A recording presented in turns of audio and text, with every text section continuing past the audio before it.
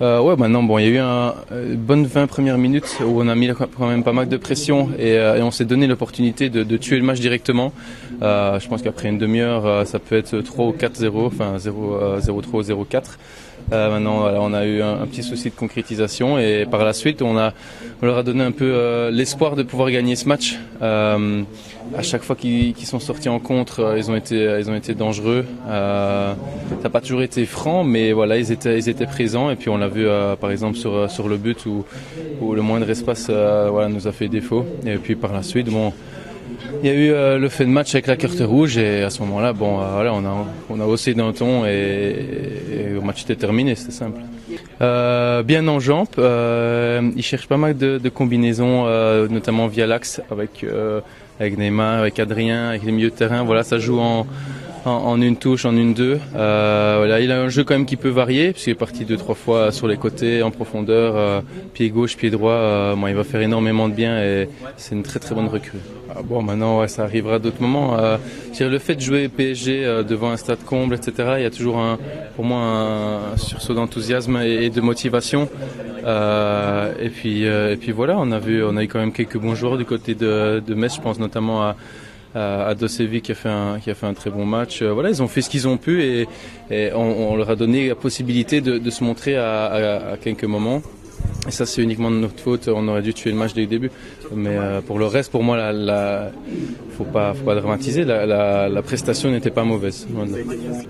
Bon, les automatismes se font automatiquement. Je veux dire, c'est surtout les mouvements et les solutions données par les joueurs qui font en sorte que les automatismes, voilà, se trouvent. Et voilà, hormis à quelques moments où le match a été un peu plus plat et un peu plus calme, on a quand même créé pas mal de mouvements et même les joueurs qui sont rentrés comme Giovanni, Lo Celso et Lucas ont pu apporter quelque chose et ça c'est super important. C'est du spectacle, ouais. J'ai l'impression que c'est plus du divertissement que vraiment un attrait sportif. Maintenant, bon voilà, c'est des superstars. Hein. Je veux dire, si Madonna vient au Stade de France, tout le monde se battra pour les places et ici c'est un peu la même chose. Voir Neymar, Mbappé, Di Maria et Draxler dans la même équipe, voilà, c'est exceptionnel et je pense que partout où on ira, on fera stade complet. Et bon, c'est aussi très très bien pour l'attrait du championnat de France et pour le PSG en général. Ouais, mais c'est vrai, c'est vraiment ça. Et voilà, maintenant il faut, voilà, sur papier on a des très beaux noms, c'est ronflant, mais il faut prouver ça avec les chiffres sur le terrain. Bon, ici à 10 contre 11, c'est un peu compliqué de pouvoir juger, mais par exemple, oui, contre Toulouse, contre Saint-Etienne.